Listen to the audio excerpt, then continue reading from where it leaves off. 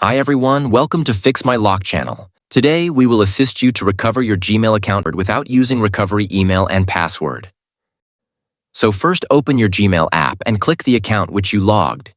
Choose Add Another Account. Click Google. Wait some time. Once it's asked you to enter your mail ID, enter the mail ID which you want to recover.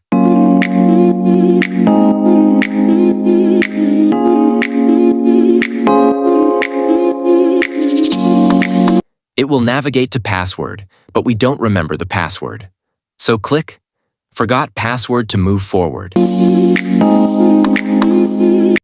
It will ask about screen lock, but we don't have that phone, so click Try Another Way.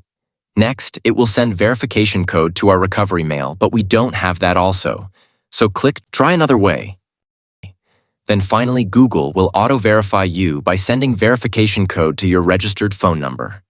Once it's done, verify you. Then finally, you will get your account back.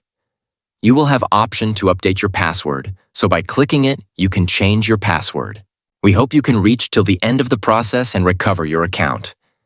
If you face any problem in the middle of the process or have different issues, then leave a comment.